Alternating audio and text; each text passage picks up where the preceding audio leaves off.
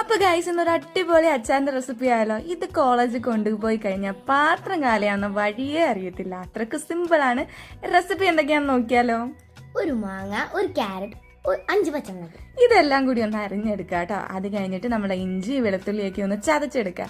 അപ്പൊ നല്ലെണ്ണ ചൂടായി കഴിയുമ്പോൾ കടുക് പൊട്ടിച്ച് വേപ്പിലയും അതുപോലെ തന്നെ നമ്മുടെ ഉണക്കമുളകും കൂട്ടിയിട്ട് ഒന്ന് വാട്ടിയെടുക്കുക. അതിനകത്തേക്ക് ഈ ചതച്ച് വെച്ച ഇഞ്ചിയും പച്ചമുളകും കൂടി ഒന്ന് വാടി കഴിയുമ്പോൾ അതിനകത്തേക്ക് നമ്മുടെ അരിഞ്ഞു വെച്ചിരിക്കുന്ന 5 പച്ചമുളക് ചെറുതായിട്ട് അരിഞ്ഞു വെച്ചിരിക്കുന്നതാണ് കേട്ടോ.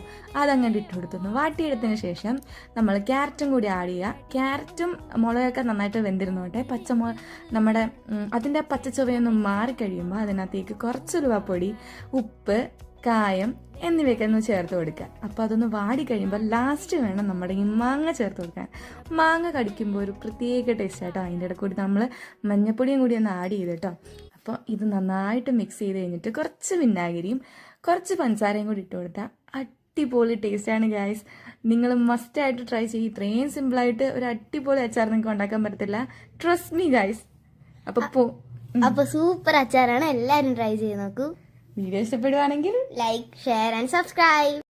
എനിക്ക് ഒരുപാട് ഇഷ്ടപ്പെട്ട അച്ചാറാണ്. നിങ്ങൾ എല്ലാവരും വീട്ടിൽ ട്രൈ ചെയ്ത് നോക്കണേ ഗൈസ്.